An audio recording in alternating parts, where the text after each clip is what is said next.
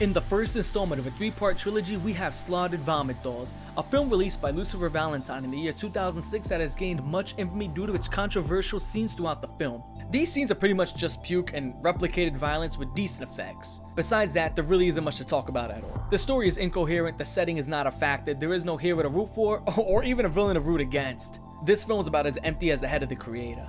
There is no who, what, where, why, and how. There's no man versus nature, or any real conflict at all. Just a mishmash of stupidity that is so bad that even the IMDb summary gives it a very vague synopsis of the film that pretty much abbreviates it in one sentence. If your movie can be described with one sentence, there's a real big issue there. 99% of people who watch the movie trash on it for obvious reasons. It lacks all fundamental structure of what a movie is, and of course the 1% of people who like the movie will use exactly what I said as an argument to gaslight you into thinking that it's art. For example, it has no real character or plot or setting because it's supposed to be its own thing. This isn't your typical film, this is a piece of art that only an intellectual like me can understand, and of course you will never wrap your brain around this golden nugget of media. Okay, idiot, whatever.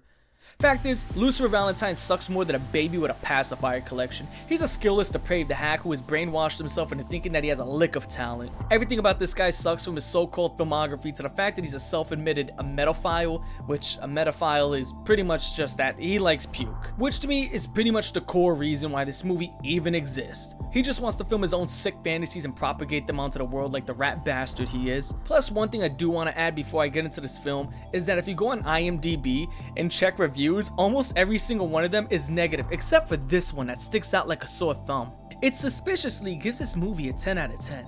Literally the same year it came out. This account is 17 years old and only reviewed this single movie after all these years. Sock account much? Now before I get into this video, make sure you check out my Patreon. Since 90% of my videos are not monetized, this helps me out so much to continue making content like this. On my Patreon, you get early access to videos days and weeks before they drop on YouTube, polls to recommend what content I should do next, updates on the content that I'm currently working on, your name in the credits, and many other things. Each patron helps to keep me around and continue making content like this, so that everybody who is a patron, thank you, and everybody who's thinking about it, I appreciate the thought. Let's get into it. So the movie opens up with this little girl and she's like, everybody look, I'm on TV, and she just does this over and over again, and it really wears on your psyche rather fast. Yo, I gotta be honest, if that was my kid doing that shit, I'd start launching tomatoes at her forehead, and I don't mean like the red rotting ones, I mean like the hard as a rock green ones, start bouncing them off his skull like a prime Peyton Manning. Then we get to see, I guess this is gonna be our main character. It's never made clear whatsoever, and she's asked if she would do anything for him, like she's some personal Discord kitten. Typical woman stuff. She then says, I would die for you. If I had a penny for every time a chick has told me that, I wouldn't have any pennies, I gotta be honest, but it would be nice to hear something like that, right? Wishful thinking? You get these slow motion noises that sound like beached whales, and then it goes to like her being a little girl, to her laying in bed, to her selling her booty, and it just drags on to a point of nausea. Then after that, you get this chick who's like taking a piss, right? And she kind of like falls off the toilet seat and starts scrambling all over the floor. And when she does this, you know those toilet shit brushes that you kind of like Okay, first off, they're pretty disgusting. Now, mind you, they're in a motel, not a hotel, a motel. And this toilet brush is like sitting on her shoulder like a fucking parrot. She has it like right on top of her and she's damn near cuddling it. She's like laying with it for like, I'm not even gonna lie to you, like half a minute, and then she gets up and just stumbles towards the camera and just starts all over the lens, and it's a smell that your brain can't even perceive. Here you get this chick and she walks out of a bathroom with a dress from like Five Below or something like that, and we're at the 10-minute mark, and this is where the movie loses 99% of its audience because again, it's already just not making any sense, nothing is made clear, things are just happening for no point that's even given. Then it skips over to like some bleached pig and she starts undressing, and for the first time in my life I can say this.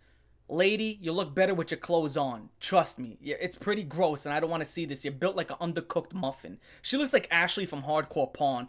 It's really just possibly one of the nastier parts of the movie. She then starts doing snorting noises and starts screaming like a reptile from MK, and it's the most obnoxious noises I've ever heard inside my entire life. And finally, we're gonna talk about the most infamous scene throughout the entire movie. This scene literally made this franchise.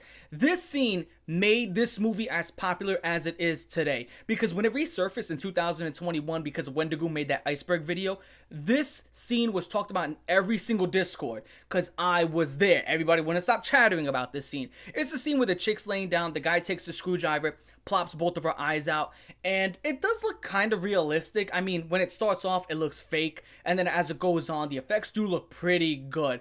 But essentially, that's the best scene in the movie, I guess, but it does fuck all. So essentially, the best scene in your movie, quote unquote, has no correlation with the plot. It doesn't move anything. It doesn't further the plot, doesn't create a plot. It does literally fucking nothing. It does nothing. So congratulations. You're an idiot. Now, after getting her eyes removed, the chunky chick is like crawling around on the floor like fucking Velma from Scooby-Doo looking for her glasses. And then she gets this amazing idea. What's this amazing idea? To get an eyeball detector? No, she doesn't actually do that. What she decides to do is to stick her fingers down her throat, gag herself, and showcase her entire fucking lunch to the audience. And on top of that, not only does she showcase her lunch, but she decides to like upchuck the entire thing on the set of eyes that she was looking for the entire time. Okay, yeah, whatever. Then it goes back to the other chick who's like moping about, saying shit like, "You're my only friend and I don't know why." Maybe because you're in a nasty ass movie and you only got paid $7 and a pack of smokes? That could just be it. After that, you get another useless puke scene, which of course, as I already stated, the guy who made this Lucifer Valentine, he's into this type of stuff. Then we go back to this chick. It looks like she stole her clothes from a fucking nursing home and she starts peeling it off her body like a snake shedding its skin. And for some reason, she picks up a machete after. And throughout this entire process, she looks visibly uncomfortable. Don't ask me any questions because no answers were ever given to me, so I can't give them to you. Then it skips to some Asian chick like chained down to the floor and she gets her entire face peeled off. And you might be saying, Cold Raven, how did we go from point A to point fucking here? Now, I have no answer for you. And that's going to be a question you're going to ask a lot the longer you watch this movie. Then you get this chick again where she's crying and complaining. She starts trauma dumping us. I guess she's supposed to be the main character, but that's never made clear. And she starts sitting there saying, "I burned down the church when I was a kid. And then after that, I ran away. And then I started selling my body so I can get money so I can go to school. And I really always wanted to be a ballerina." And to that, I really got to say, I don't give like a hamster booty. Me no care. I don't give a shit. You know, keep that to yourself. It's one of those things where you got this character, I guess she's supposed to be tragic, I'm supposed to care, but this entire movie is so incoherent, makes no sense, it's so jumbled up, such a mishmash of just garbage. It's like an overflowing toilet of shit. You just don't care. Then we get more finger gagging and literally nothing else. This is hands down one of my favorite parts of the movie. This chick's trying to do one of these like hot girl dances where she's rubbing herself, twisting and contorting, and it's just unpleasant to watch. It's actually pretty funny to watch. She looks like SpongeBob. Remember when he had the fucking nematodes? And he's like, "Oh my god, I'm itchy, I'm itchy." Like she's breaking out with fucking measles. It's so funny and just so hard to watch at the same time. It's just really bad, yo. Followed by Trevor Lawrence doing a post-game interview. Then she's on the floor Family Guy style with her arm behind her back with the most nauseating slow down talking you've ever heard. And I keep saying the word nauseating, nauseous, nausea, because that's all that this movie is inducing, not because it's so disgusting or disturbing, it's because it's so low quality and so garbage. Then another random ass act of violence occurs where like Horseface over here starts getting one of her limbs removed. And you would think that when someone's going at you with a hacksaw from like a wood shop, you would scream when you're getting your arm taken off. But she just sits there whimpering like she's getting a stiff muscle fucking massage. She's like,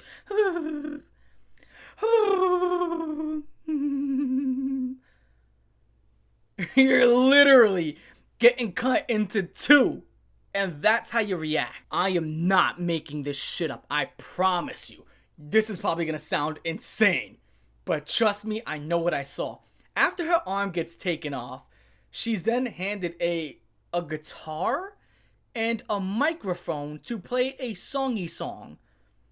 It sounds completely ridiculous, but remind you, this is what we're watching, and this is the closest this movie has came to actually creating some sort of fucking art or music. Then we get this character named Henry, and the reason why I call him Henry is because that's what his fucking belt buckle says. He picks up this woman's arm, he starts sticking it in his mouth and gagging himself with it, spewing up absolute gallons, and when he's doing this, every time the liquid hits the floor, it just plays like a vine boom. I can't.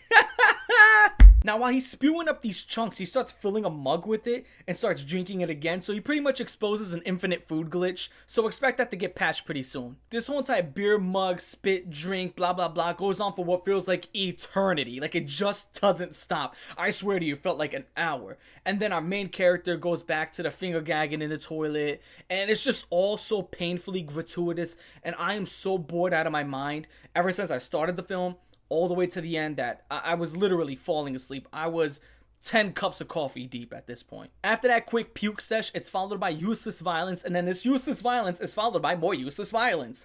And then this guy gets like a saw, opens up a guy's head, pulls it open, takes out his brain, takes a bite out of it, looks inside of his empty skull and is just like, and just like fills it up to the lip, and he looks the guy in the face, and then he just gives him seconds. He just starts vomiting everywhere, and it's okay. I don't. Then we go back to our quote-unquote main character who's having another fit in the toilet, and this movie has me totally mentally drained, not because it's disgusting or it's just like something I can't stand. It has to do with the fact that it's kind of like those conversations you have with a coworker, and the coworker's just talking like, oh yeah, totally, buddy. Oh yeah, for sure. I get it. Cool. Oh, it's a nice little factoid. Oh my god, he's still going. Oh yeah, totally. Completely understand. Oh yeah, I can relate. Dude, shut the fuck up. Like, oh my god. Like, holy shit. Like, if you were paid to talk, you'd be a billionaire. Oh my god, you catch a notice yet? Holy. Then at the absolute end of the movie, the Asian chick, she gets her face back. The main character decides to drown herself. The end. That's the end of the movie. My lord. So that's pretty much the entire movie in a shell nut. If you got this far inside of the video, make sure you type shell nut in the comment section down below. And this movie is garbage, it's heinous, it's absolutely deplorable, not because it's disgusting and disturbing and I can't handle it. If you've been on this channel long enough, you know I've seen things 50 to 100,000 times worse. Way worse. Stuff that will blow this movie out of the water. So it's not because it's so disgusting I can't handle it. It's because it promotes itself as a movie and or film, and it does nothing to constitute as either. Okay, you're gonna sit here and say it's a movie or film, but you have no who, what, where, why, how. You have no setting, you have no plot, no main idea, no man versus man, no man versus nature, no man versus God, no nothing. There is absolutely nothing. It is a hollow husk of nothing. And you have this guy, Lucifer Valentine, who's a director. You couldn't direct one-way traffic if you fucking tried. You are no director. You are a talentless, skillless hack, and anybody who likes him is an absolute buffoon, especially after all these allegations came out against him. Like, these allegations are horrible. Something so bad, I have to actually go into a video itself because it's so much. Like, it's so much. A lot of people who worked on him with these films are, you know, talking about being taken advantage of. Just so much horrible stuff. As you'd expect, oh my god, the guy who's into puke is a horrible human being. Oh, what a guest. Oh. Jeez, man. This is just horrible. And if you like this movie, dude, you're just a social reject. That's all you are. You're one of these contrarians. And if you don't know what a contrarian is, it's somebody who likes to stand on the other side of the fence just to do it. You know what I'm saying? 99% of people say this is garbage, but you're that 1% that's like, actually, you just don't understand it. Acting like you know something that we don't know, like you're Homelander, floating above a crowd of people. Just this mighty, superior being. Oh, how pretentious. Oh my god, give me a break. The ego on some of you fucks that would actually defend this movie. You gotta see it. You really gotta see it to believe it, because you probably don't believe me, but if you go on some of these forums, people will literally sit there and argue like this is some piece of art. Let me tell you this much. The word art has been so watered down over the years that back in the day when I was growing up, art was a skill. It was a talent. There were some of these people where in order to be able to create art, you had to have autism. Okay, I'm not even joking. Because autism, people say in Kanye West, autism is a superpower, which it kind of is. There are people where you show them a picture and then take it away in half a second, and they're able to literally draw that entire picture down to the tiniest detail because they have some like hardcore autism. No normal human brain can do that. That's just impossible. You have to have some sort of disorder to be able to do that. And when these people draw these gigantic paintings of just mountains and birds flying over, and it's so realistic, it looks like a snapshot from a Polaroid camera, that is art. That is skill. That is beautiful. That is what that is. Not just some dork behind a camera recording people finger gagging themselves. That's not art. That's just a poor excuse of just saying that you did something. It's just garbage. It's dog shit.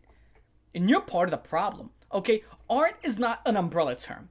Art is not up to one's imagination. Art must be a skill and or a talent. Hell, I'll even say art is when people do sword swallowing, okay? Or you're balancing a bowling pin on your nose. That is closer to art than whatever the fuck this was, okay? So stop sitting here watering down the word art. Because there's real people out there with real skills, real talent that no one could ever master, even obtain in the smallest form. I suck at drawing, okay? I can't draw whatsoever. But to see someone like Bob Ross and guys like that, that is art. You could never. And to sit there as a contrarian and sit there, well, this is actually art. Dude, shut the fuck up. You're just a loser. Oh my god, get bent. So with that being said, that's the end of the video. Like, favorite, share, most way, have to comment and subscribe. I'm your boy, Cold Raven. I'll probably do the second one, third one, the other Lucifer Valentine films. Take that shit with you on eBay for $4.99. And on top of that, I'm also going to do a video deep diving a lot of these allegations, of course. You know, and by the way, Lucifer Valentine obviously is a pseudonym. Lucifer Valentine, you get it? Like the Satan, and they love them. Oh my god, what a man-child. Yeah, I'm calling him a man-child after I did. The irony. At least I'm the good man-child. I'm your boy Cold Raven. I'll catch y'all later. Check out the Patreon for early access content. Blah, blah, blah. Hoo-ha, hey. Peace.